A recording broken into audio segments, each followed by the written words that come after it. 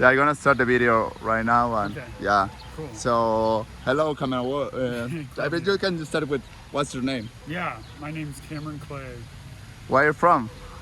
San Diego, California. San Diego. North of San Diego, California. North San Diego. A small town Okay. called Encinitas. Encinitas. Yeah, Little Oaks. It's named for, the oaks that live there. And what are you doing in Mexico? What are you doing in Mexico? Yeah, so I came September 13th of 2022 to start doing some research with a professor down here. I graduated with my master's back in Virginia, and after that I had a job for a year, but it was a one-year term, and so after that I didn't really know what to do. That term ended. I'd always wanted to come to Mexico. I had previously applied for a grant to come to Mexico. So I contacted this professor who used to be doing her doctoral work in California. Actually, it was her postdoctoral work in the same lab that I did research in as an undergraduate student. So I contacted her. I asked her if she felt like she had space for me, and she did, so I came down. And together we put together another grant application. So in October we applied for a grant that would have kept me here for another year, but I didn't get that grant. So just here for one year of a postmaster's project. 1 year postmaster's program. Exactly, project. It's like calling it a program is a little too strong, because it's not really through the university. It's pretty much just me and her work something out. Cool. So you wanted to come to Mexico when you were at home?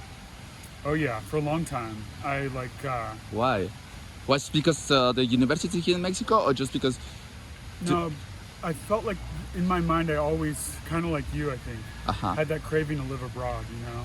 Yeah. And growing up in San Diego, it's a mix of Mexican and United States culture. Okay. But I really wanted to see a whole nother side of things, because I knew that the food in northern Baja and Sonora was very different than what's down here. And as a kid, I always had such a fascination also with Mesoamerican history, the Aztec Empire, the Olmecs, the Maya. And so I just felt like it was always, Mexico was like a part of my life growing up, but I never saw the full thing, you know, I never saw the heart of Mexico. Okay. So I wanted to, and Mexico City's just always seemed so interesting to me. You see those beautiful old paintings of Tenochtitlan, and just your mind goes crazy with the history of this city. Okay, once you're right in Mexico, it was Mexico as you picture when you were it was more similar to what I'd seen before than I expected when I arrived. It reminded me of parts of Mexico that I'd seen in Baja California, and it reminded me of parts of Tijuana more than I expected. But as I got to see the city, there were things that surprised me a lot, definitely. What surprised you? What did you have a cultural shock? No, I never really had that. I felt like there were times where I felt kind of, when I first arrived, I felt kind of lonely, but I never felt culture shock really, luckily, because when I arrived, I had already had a decent background in Spanish, so it wasn't like for some people where they moved to China from the United States or something, and it's all written in a language they can't read, everyone's speaking a language they can't understand. For me, it wasn't like that, luckily. Right when I arrived, I started speaking Spanish immediately, but I've obviously gotten better. But more what surprised me is how different the different parts of the city feel. Because when I first arrived, I was in a really fancy neighborhood with all the big security walls, down in Petit Sur. Yes. And so I was that wasn't what I was expecting, especially around there. Because when I looked on the map, you look at the neighborhoods around the university, and there's a lot of working class neighborhoods on the east side and on the north side. So then to be in that kind of fancy, weird neighborhood that was really quiet was surprising to me. But then quickly I moved, 10 days later I was out from there, and so then I saw, more busy parts. So you started living in a more working class neighborhood. Yeah, I moved in with 2 students. There was an open room in a student-y apartment in Santa Ursula. Cool, yeah. And that's where I live now, just north of the Estadio Azteca. Oh, cool. Yeah, succeeding. yeah. That area could be a little bit sketchy. Do you think Mexico is dangerous? You don't think it's sketchy? So I try to like. I feel like it's important that I listen to Mexicans on that front, right? But like, I've never had a sketchy experience here. I've never felt like anyone ripped me off. I never felt like someone was following me. I've never felt like I was going to get mugged or anything like that. But you know, there'll be times where people explain stuff to me. Like one time I got dropped off south of Santa Ursula, and I was going to walk home. It was like a 30-minute walk at midnight, and people were really upset that I was going to do that. They were like, no, you cannot do that. You have to find a different way home. And eventually one of the people I was traveling with, this is when we came back from that Markelia trip. Her brother picked us up because she needed to ride home too. And he was like, you should never walk home in this neighborhood. Like 2 blocks from here, someone assaulted me. And he was like a big guy. So He was robbed. Yeah, he was robbed. Oh man, Yeah, by shit. 3 guys. A tough guy and Yeah, he was tough looking to me. Yeah, so definitely tougher looking than I am. yeah.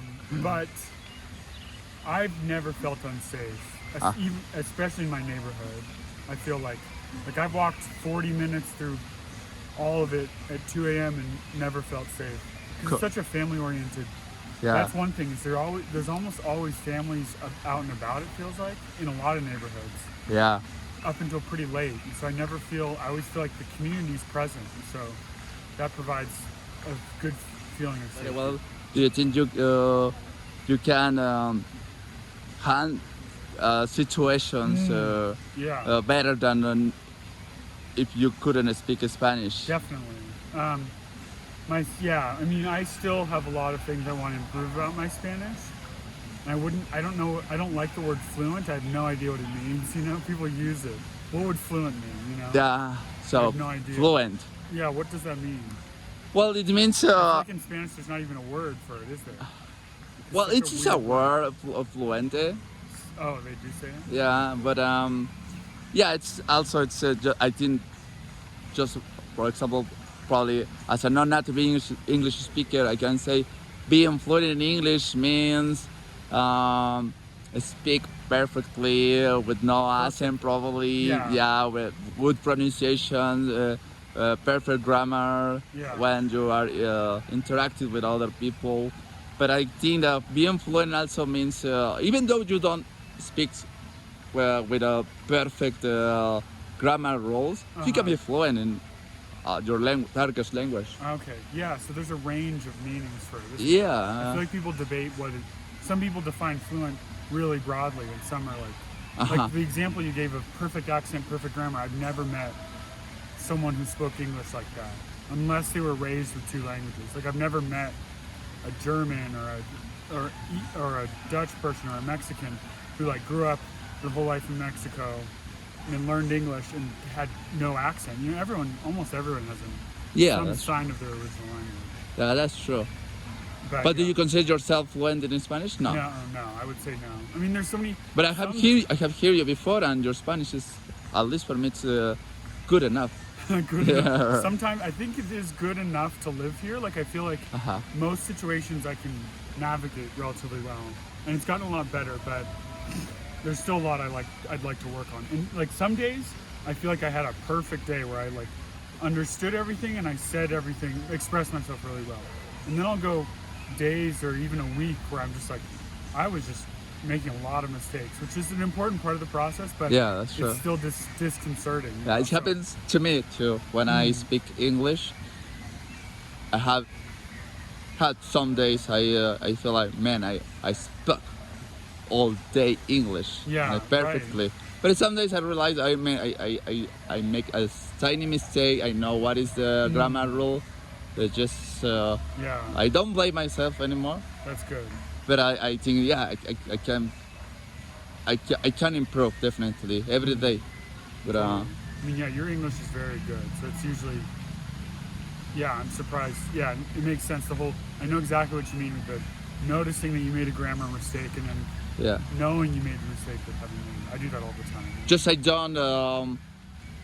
For example, if I make a mistake, I just keep on going with the conversation. I get fluid. And that's so important. And that was what I was really bad at before coming to Mexico. But like in the 2 weeks before coming here, I told myself, I was like, push through the mistakes, push through the cringing feeling, you know. Yeah. I was like, I know I'm gonna do a lot of stuff that's stressful, but if I really, really have to make a conscious effort to ignore it, and I think it helped a lot. Next question. Where do you learn Spanish? Yeah, let me see. I started in my high school. High so school. in Encinitas. I started my freshman year of high school. So I was 14 when I took my first Spanish class. Oh, wow. And I took it every semester. Spanish 1, 2, 3, 4. I took it every semester of my freshman, sophomore, and junior year. But I'm now realizing that's not true. I didn't take it the second semester of my junior year. I didn't want to take AP Spanish. Yeah. Do you know what AP? AP? No. What does that mean? It's advanced placement. It's like the classes where if you take it in high school, and then at the end of the school year you go take this test, it gives you college credit. Oh, wow. But the AP class in my high school, you weren't really learning Spanish anymore. It was all teaching you how to take the test. And so that didn't interest me at all. Huh. And I really didn't like the teacher. So I stopped at Spanish 5. But then I missed Spanish when I went to college. Because my last year of high school I didn't take Spanish. My first year of college I didn't take Spanish. But I realized I really missed it. So I took Spanish, started taking Spanish again. And then I took Spanish classes every term my last 3 years of college. And I minored in it. I don't know how to express that in Spanish. I've tried. It's like in the United States, you have your main degree, which for me was evolution, ecology, and biodiversity, like a biology degree, bachelor's of science in that. And then you can pick a minor if you want, which is like it's like a supporting study. As a second major, just in case you can make a living on a second major. No, I could have double majored. I could have had Spanish and evolution, ecology, and biodiversity as a double major, but I didn't have enough time to do that, take that many Spanish classes. That would be that's like getting 2 full degrees. I would have had 2 diplomas. Oh, wow. But I just have 1 diploma. It's like a secondary degree, and some minors are really like, you barely have to do anything. It's like. But what is for? It's for nice to have for the students? It's good to, it's a good way to balance your degree, kind of. Like, for me, as a science major, it shows that I also took language classes, and it's a way to show my employers moving forward that I really did take a lot of Spanish classes. It's like a proof that I passed what the university expects out of a student for a minor in Spanish. I see. But not quite to the level where that was my degree. Oh, okay. So it's kind of complicated. So you just stopped in Spanish 5? I took Spanish up until Spanish 5 in high school, which is an arbitrary number. How was your Spanish at the time? How was it then? Yeah. God, it's hard to know. The only point of reference I have is I met a woman from Barcelona, and she told me, and I always remembered it. She's like, your Spanish is very good. You got to stick with this. You have something special. Yeah. Which was really nice. Do you remember the time when I was there? The time with Jojo. I remember she asked you, so where do you learn Spanish? Because she was wondering about your level. Oh, okay. And you say at home. And she said something like, I would like to have the same level you have. I mean, when I was learning English, I remember because speaking with native English speakers at the time it was hard to understand for me. It was quite tough, and it was for me much easier to speak with the non-native English speakers, with probably some also students, beginners, other immigrants. They speak English as a second language. Totally. So it was for me like, at least I remember a guy from Croatia, and I liked his accent and the way he used to speak. When he spoke English. Yeah, that's what I was thinking. Like, man, I should at least start to speaking like this guy at his level of English, and he was fluent for me. So your Spanish was I assume good at when you were at home, and but once you started living here in Mexico, do you feel you improved your Spanish? Yeah, very much. It started, it's right now, it's hard for me to have perspective on how I was when I arrived in terms of speaking. But my comprehension is like, it went through the roof.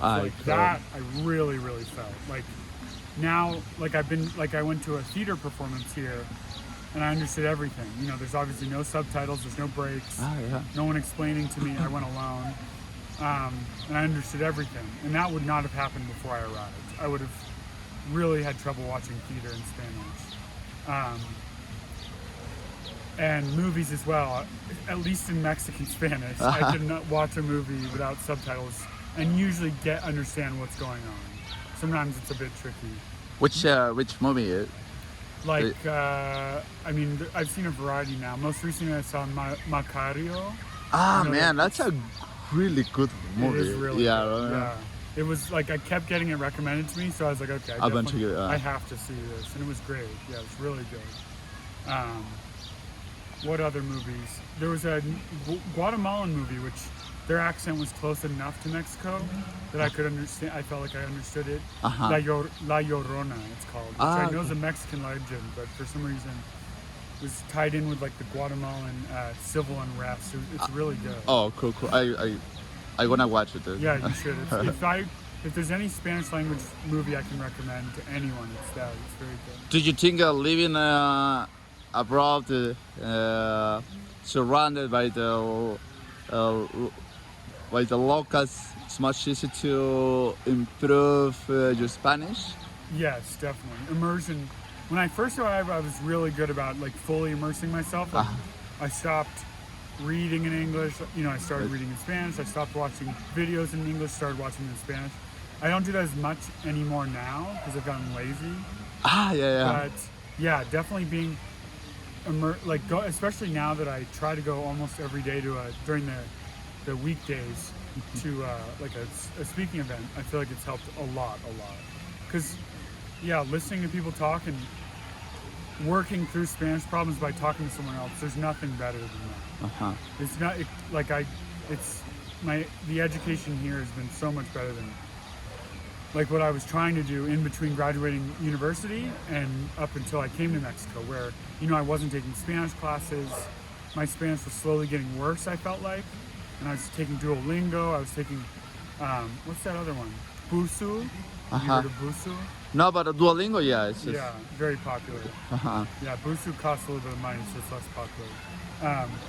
But here, the education, Spanish started to make so much more sense, so much quicker. Oh, cool. And do you have at home in US? Do you have Mexican friends? Yeah, people I grew up with. Oh, cool. Yeah, mostly people from high school and people from college. Yeah, I mean, a variety. You mean people who grew up in Mexico, or do you mean people who speak Spanish? And we, people who had Mexican parents. Most of my friends that are Mexican are people who were born in the United States and their parents were born in Mexico. And thus, most of them are fluent, you know. Like, their English and Spanish are both perfect. So they're, that's what I would call fluent. bilingual, So I have a variety of people like that. Do you speak another language? Besides Spanish and English? Yeah. No, I got nothing else. Are you waiting for learning another language? Coming here made me, especially watching other people start on the third. Like, do you know Nelson Antonio? He's learning Chinese. He's really focused. It's really cool to watch his commitment. And the way people talk about, like, if you're really committed, you can go from Spanish to Portuguese in not that much time. You know, like, if you really try hard, you can learn Portuguese pretty fast. People talk about that a lot at language exchange, and it does make me interested in maybe trying another one. I kind of still have this, like, maybe perfectionist mindset that I want my Spanish to be, like, so good that, and then before I start on a third one, but I don't know.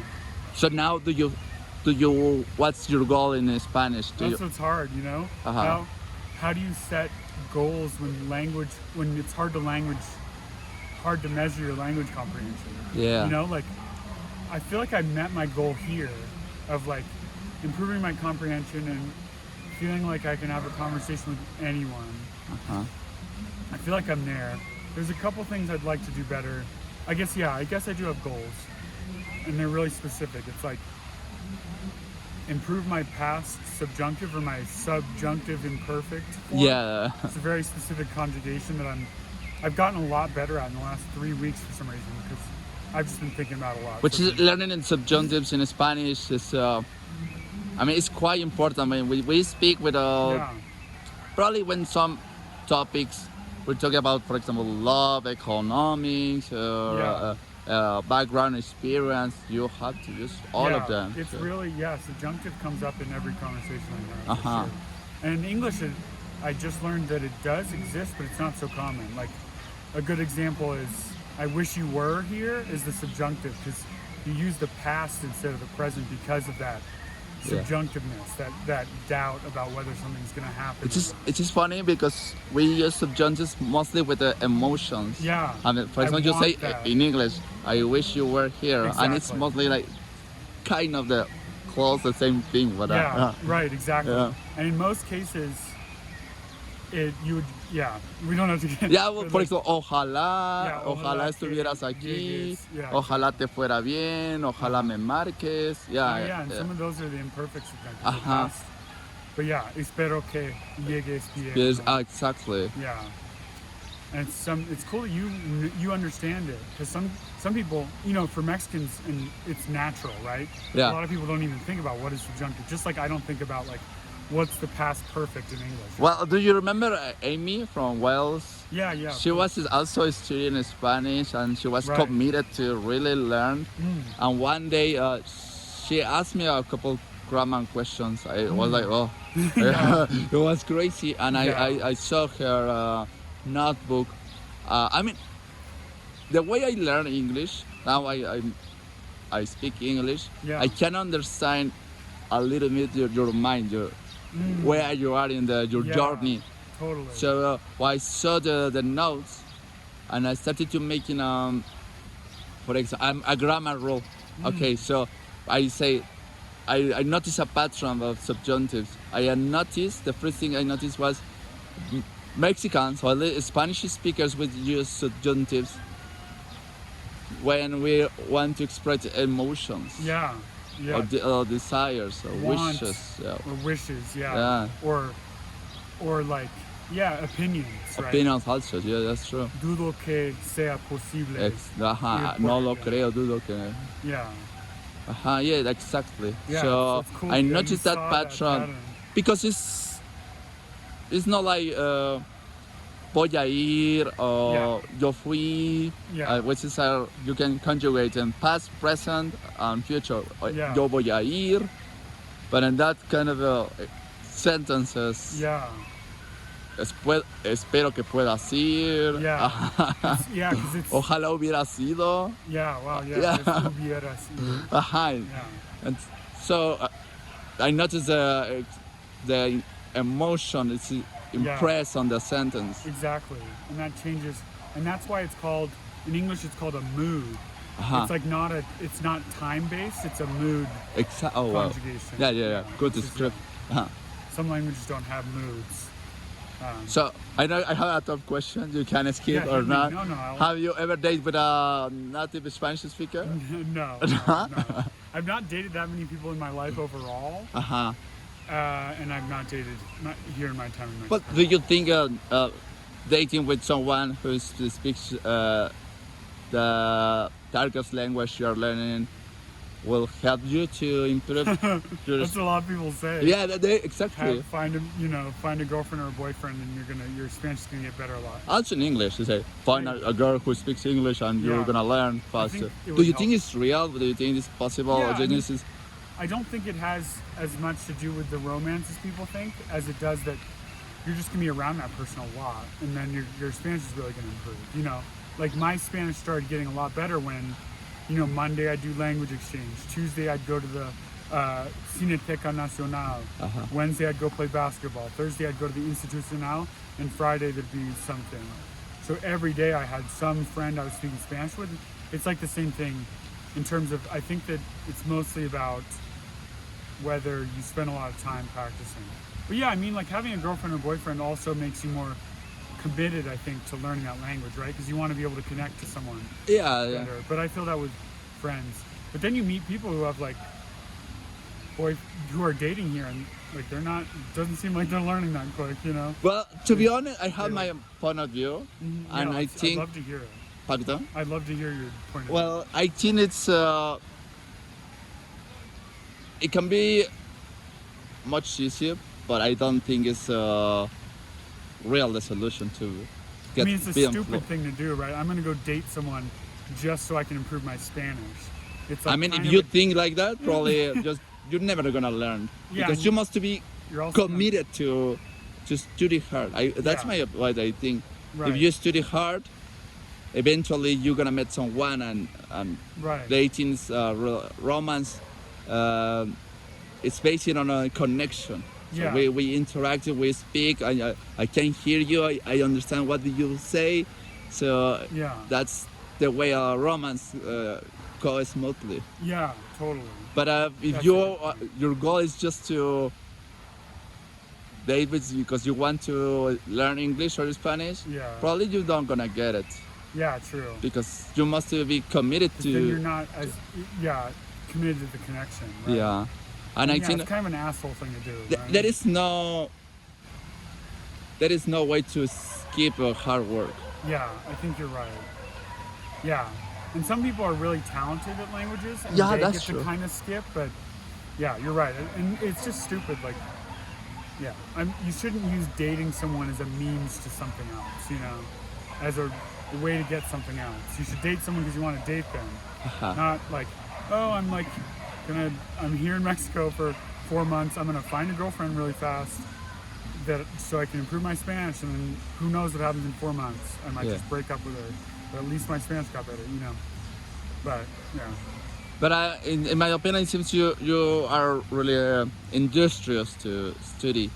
I mean, at home because you told me you study really hard at home Yeah. and here. So I feel like I was more industrious back home about, like when I was in class, I took it really seriously. I have a next question. Okay, yeah. Tell me about your good habits. Do you My have? good habits. Yeah. In terms of language or just In terms in life. good habits. I feel like they come and go. You know, right now my good habits are, I feel like I get good exercise here, which is good. Like I feel like exercise is like a daily part of my life. In Mexico. So, Mhm. Yeah, like biking's a big part of my life. I do a lot more walking here than I do back home. It's really fun to walk here. So it's Well, here. yeah, it's such a fun city to walk through. People tell me in the United States it's not walkable. You have to have a car. Yeah, it So- depends on the city. Depends on the city. New York's really walkable. Yeah, totally. Where I live or will be living soon and was living before, Richmond, I feel like it's pretty walkable. But then you get to some neighborhoods and it's like, fuck, it sucks to walk in this part of town. And you walk here a lot. A lot, yeah, I love it. Yeah, tell me more about your good habits. Let me think. I eat really well here, but that's thanks to Mexico, I would say. There's a lot of fresh fruit, a lot of fresh produce. The food, a lot of it's like there's a lot of really good homemade food here, you know, like even like fast food. Well, you guys yeah. don't really have the gross kind of fast food as much we have. Why kind of fast food? It's healthy for you. You think it's Like I think if you get like a quesadilla de hongos, yeah, with la coche. yeah. De huitlacoche, like with lettuce and salsa and maybe you get like fruit juice along with that. That's like it may be fried. There may be a lot of fat in it, but it's not like, I don't know, it doesn't make me feel like shit after eating it. Yeah, exactly. So what else is healthy, fast? Tlacoyos, having like real homemade corn.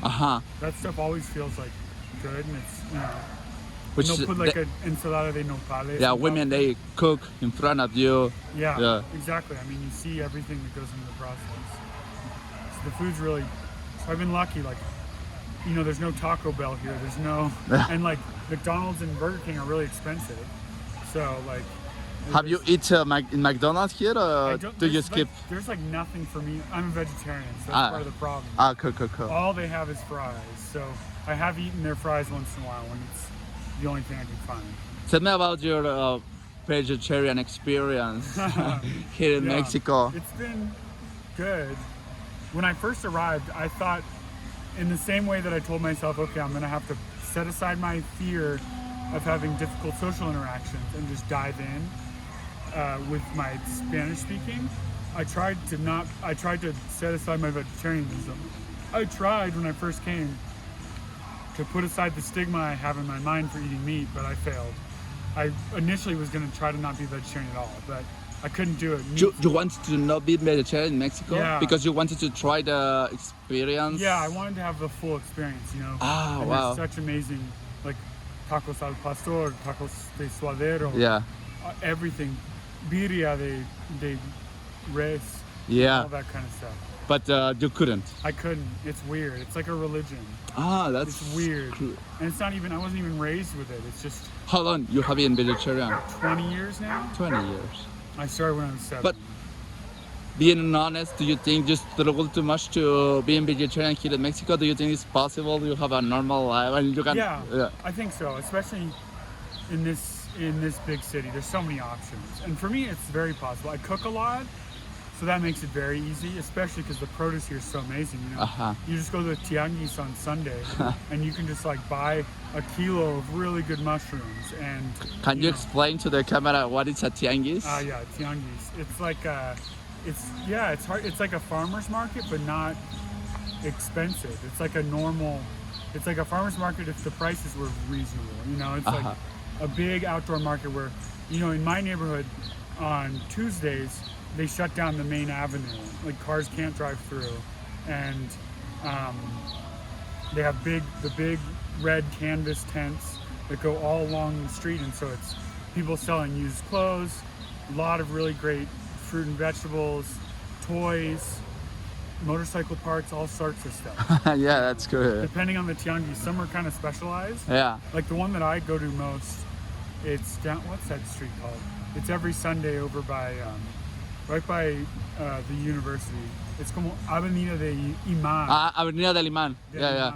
I got it. That one's like almost all food. With a little bit of clothes. But the one in my neighborhood is much more diverse. Good. Good. Tell me another good habit you have. Another good habit. I don't know. Or tell me even better. Tell me about the bad habits do you have. Yeah, that I think can. You have a bunch of them.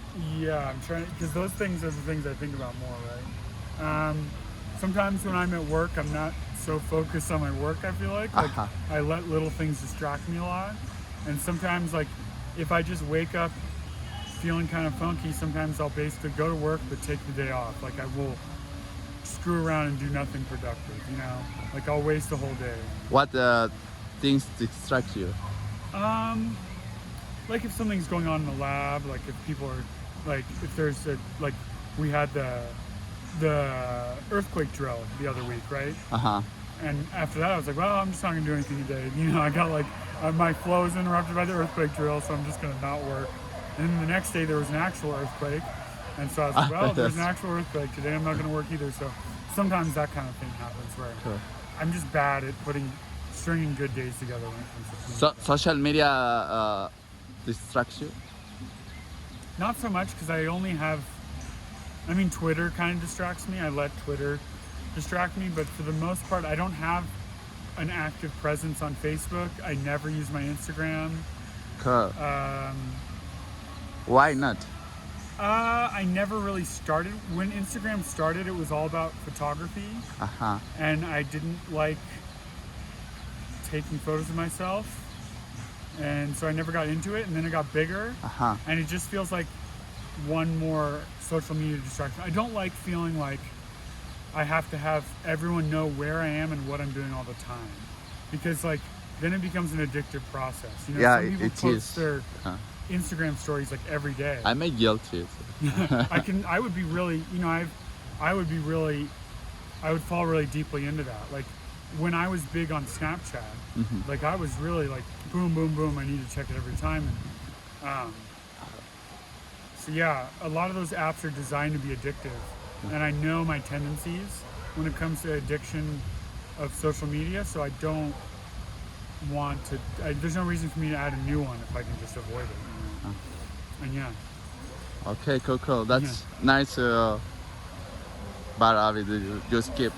Tell me about do you have a goals in your life, in your career? Do you picture Yeah. yourself with grandsons, owning a house in US, It is an or interesting. still traveling around the world? Yeah. Now I feel like after this time in Mexico, my travel bug is kind of more dormant. My craving for traveling, I've successfully suppressed it because for years, especially during the pandemic, as a lot of people experienced, there was that excitement to go see what's out there, you know.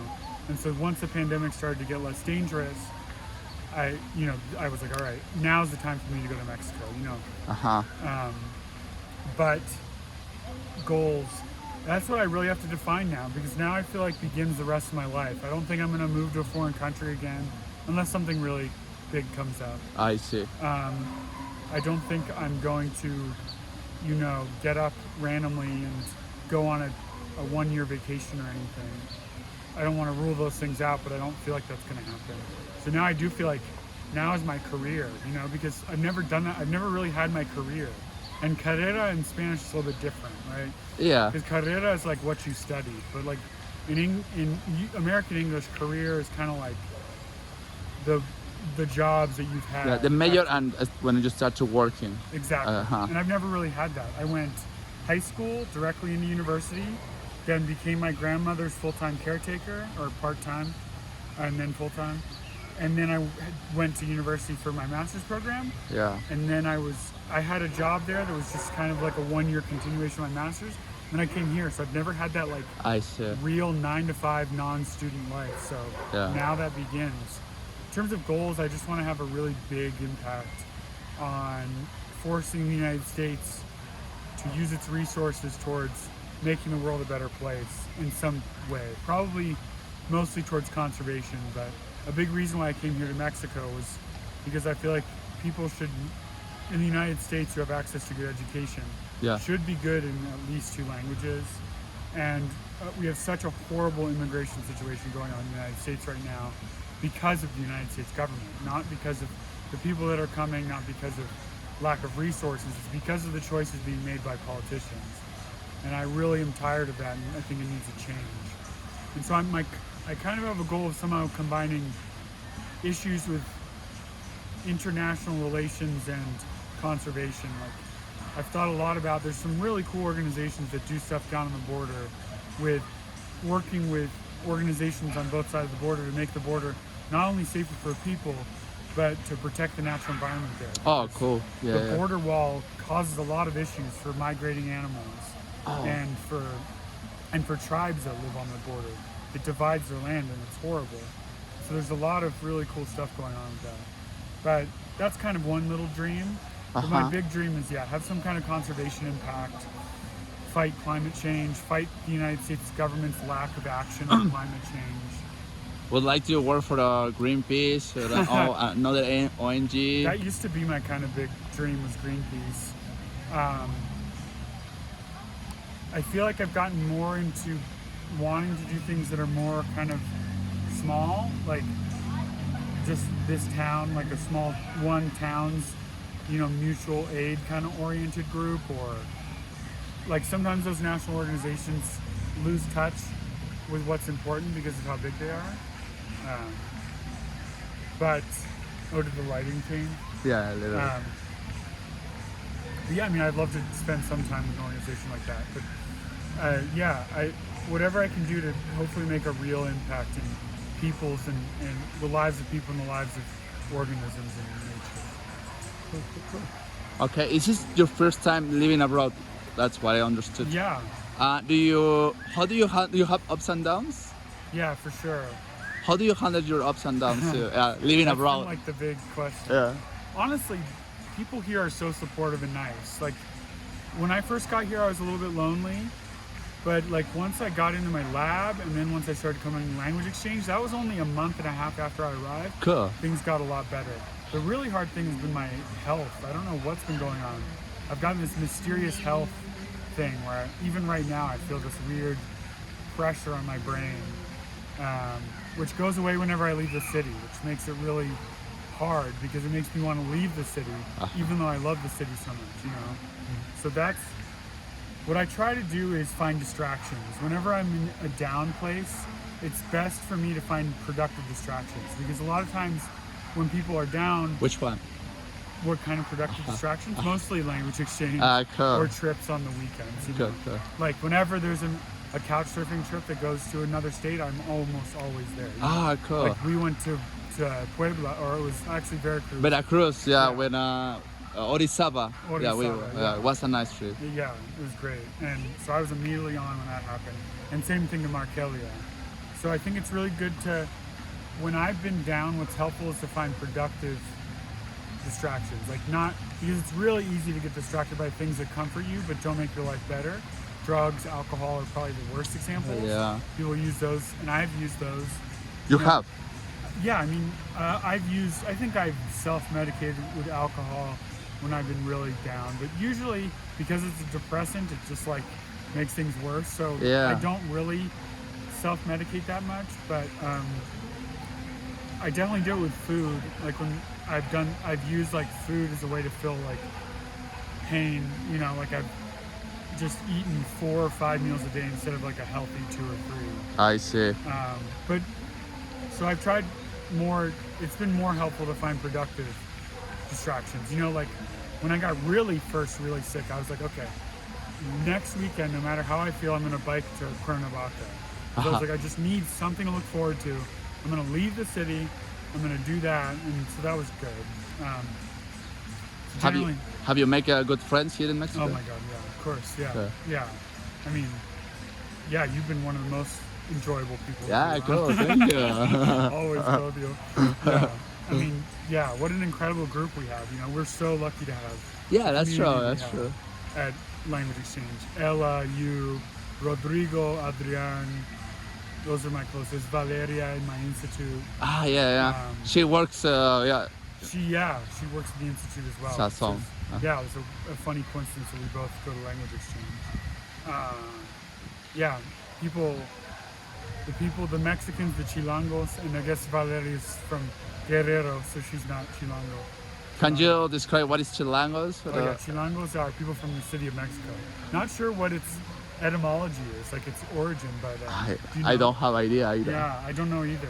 I think it's a bit mysterious. I remember there was a list of 7 Chilango terms that are controversial. Not controversial like bad to use, but like people debate their origin. Yeah. Like quesadilla. Some people claim that it comes from a Nahuatl word that means like bent tortilla, but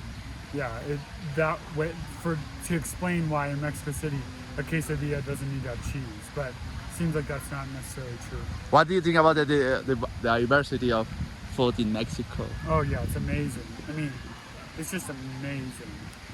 What I really love, this city's amazing in terms of food. You can find so much amazing food here, especially from different parts of Mexico. But what's really cool is you go not that far from Mexico City and things change like that, you know?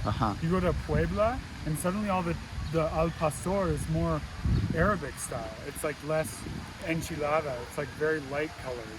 And all the tacos, they serve a lot of tacos árabes there. And then you go to Guerrero and suddenly the salsas they put on the table are different. Things that you almost never see here in Mexico City, even though we're only like 100 miles apart. That's amazing that local culinary traditions survive. Even for me as a local, I will say, when I travel into a new state, food, it's, still Mexican food, but can be a little bit new for me. Like, totally. Yeah, it's amazing. And like, and it's a lot different than what I experienced in the United States. Like, it's hard to find a restaurant that serves good. Well, it's not really hard. Honestly, there's probably many in San Diego, and I've eaten a bit. But for example, finding mole poblano, like a really good mole poblano, can be hard in the United States. Yeah, that's true. Tell me about the small nuances about between Mexico and the United States. We have similarities. Do you think we have similarities, Mexicans and Americans? Like in terms of personality? In terms of, in personality, probably, background, culture. Yeah, because I feel like living here, you kind of end up focusing on the differences. But I would say we're more similar than I expected. But then Tell me what? Why? Like, I feel like I don't know. It's hard to explain. Things feel more home here than in Europe, for example. Like I feel like there's something that connects our continent. You know, it's hard to explain. I don't know. The combination of like, I don't know. It's hard. Like, it's almost like hard to say. Because like I said, I kind of do focus on the differences. Like Mexicans are more inviting, I would say, than the average American I met. But then you go to certain parts of the United States and they're very inviting. So I don't like to generalize, but God, yeah, in terms of similarities, I don't know. We're relaxed in similar ways. Yeah, Like we like beer. Yeah, that's a good point. Yeah, and we like similar beers. There's some food overlap, like What about hamburgers and hot dogs. Those are like big in both countries. what about Super Bowl? Yeah, that was funny going to the Super Bowl. Well, no one cared about the game, which was funny. Which is like how it usually is at parties in the United States. Most people are there just for the food and to watch the commercials. Yeah. Which here we're not. You guys didn't have the expensive commercials, so that was funny. The commercials were just boring. In the United States, it's the one day of the year where people actually like to watch the commercials because it's like $2 million to buy a 60-second slot. So they're really like usually funny or entertaining and have famous people in them. So that attracts a lot of random. It's a weird thing to attract people, but they do come. But yeah, the Super Bowl was fun. I mean, I felt like I was the only one paying attention to the game. When I'm back home, usually I'm with my football friends, my friends from high school that we still pay attention to football, and so most people are paying attention to the game. But yeah, someone would have to write a more complicated essay on it than I can. Can you remember another similarity we have?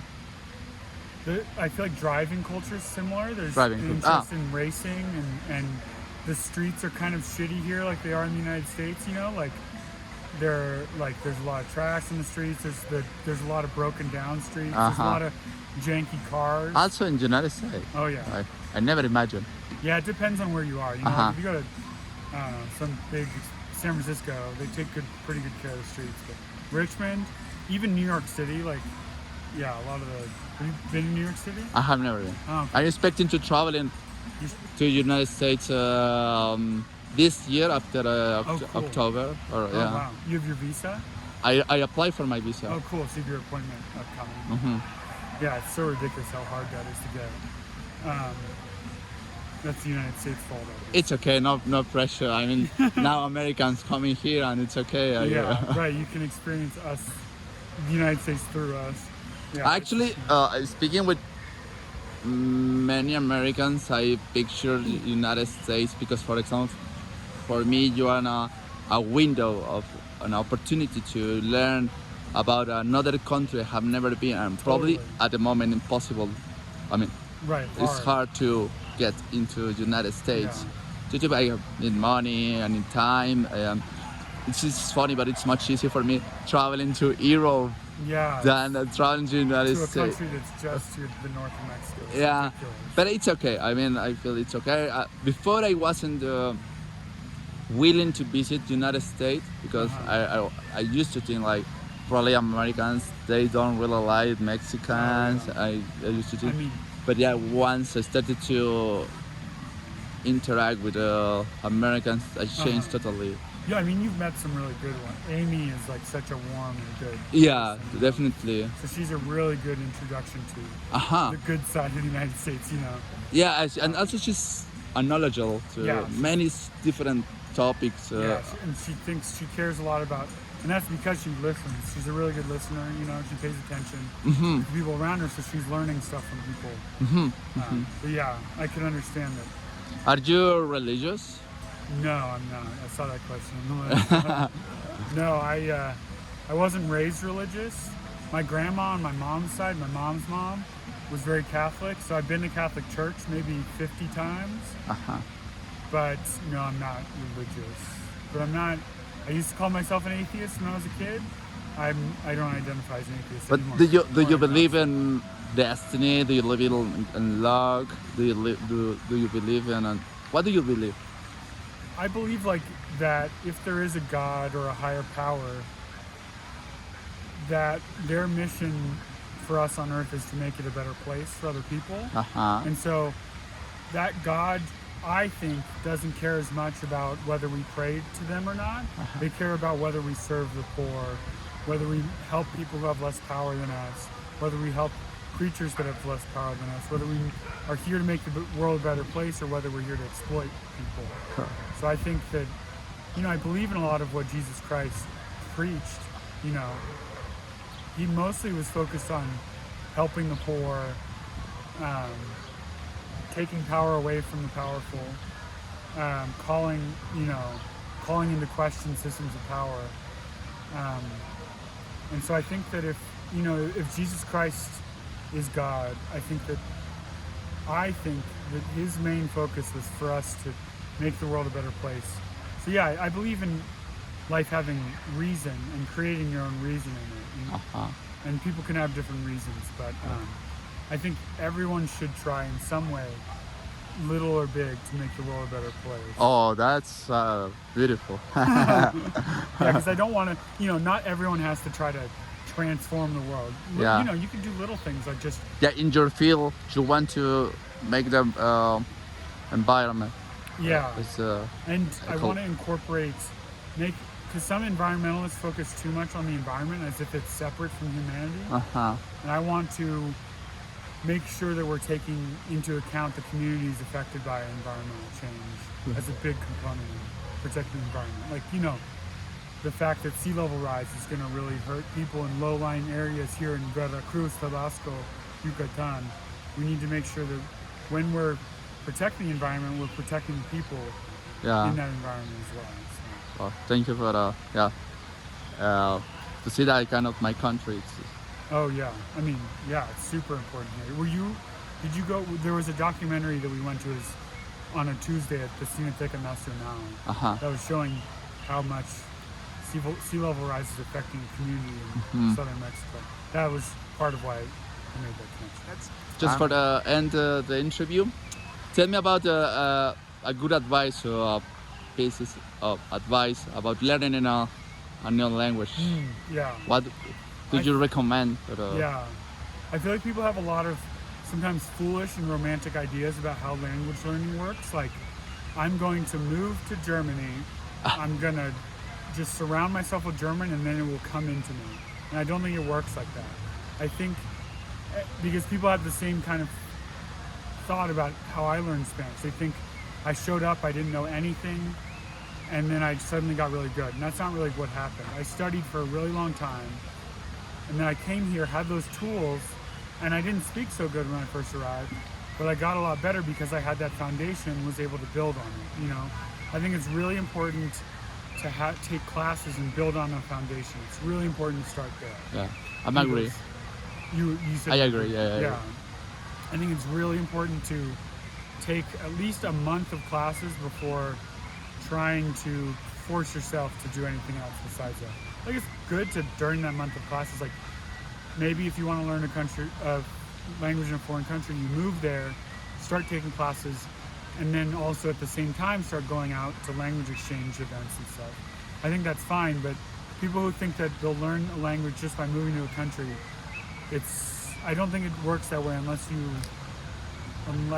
already know a lot about that language, or you're just randomly really talented in languages, or you learn, like maybe someone who speaks Spanish could do that and move to Portugal or Brazil because it's so similar. Yeah. You may be able to pull that off.